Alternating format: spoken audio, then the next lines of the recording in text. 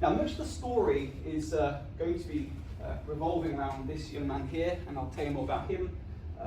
It's one of the catalysts for getting out of teaching, and I'll explain that in due course. So that's Noah. Now, I really need to take you back to teaching days. This is sort of I look fondly upon my years in schools.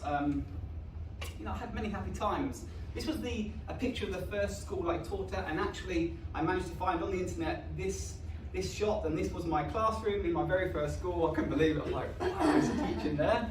And I entered the teaching profession with a key idea, really, a mantra, and it stemmed really from my father, and that was he didn't have the best education by his recollection. At school, he didn't have the best experience, and I found that actually every child needs the best, and that was and it still is to this day a fundamental principle that I live by. I believe every child deserves the best. So I entered the teaching profession, and I taught here at this school. I decided, with Rebecca's help, that we were going to find a buy-to-let property. We're going to renovate it. We're going to stick tenants in, and it's going to be absolutely glorious. You know, this is the beginning of Josh Harrison, the property entrepreneur, or the property investor, as I call myself back in the day. But it had to change from a buy-to-let strategy to a buy-to-sell strategy because of everything that went wrong. So let me share that with you now. Let's just deep dive on that. And I know we've got interior designers in the room, so please don't shout out at me and please don't cry. It is very horrific. Our business is pretty simple. It's based upon this foundational idea of buy an asset and get paid twice.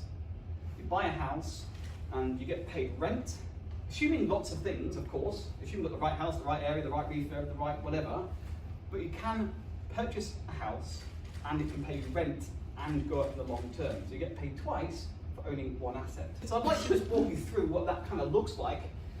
This is a bit of mathematics. You know, you've got to forgive me, I am a maths teacher, and I just love mathematics. And if you've never seen what I'm going to show you before, it's incredible. It's absolutely incredible. And then I'm going to show it in action in terms of some of the actual projects we have done. I'll bring it to life in picture form for you. So we like the idea of more income, but the idea of having more income, you've got to invest something. That's a pretty simple idea. I'm sure you're familiar with that. But in terms of business and property, we call it a return, and we put that return above an investment. So we get the idea of return on investment, right? This is, I've never gone back, I had to go back to this sort of level of understanding to really understand the power of it.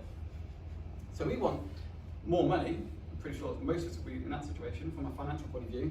But we have to invest something, so we get our return is on our investment as a fraction, which of course can be represented as a decimal, and then we can represent it as a percentage. So it's the same idea, same thing, represented differently. And I've got some examples now. So you invest £4, you're going to get £1 out.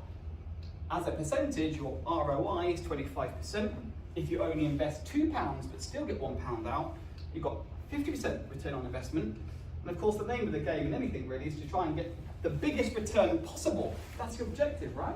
You want as much money as you possibly can. We're not greedy, but we are maybe a little bit.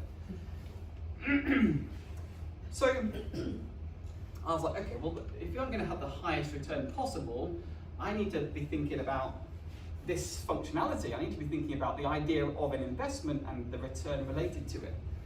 So the question really now is, how do we improve our return on investment? One of the ways is by reducing the investment needed, but keeping the return the same. Of course, the other way of doing it is to keep the investment the same, but get a greater return. There's also do both together. That's really like the golden holy grail of it. Can I actually reduce my investment and get a better return at the same time?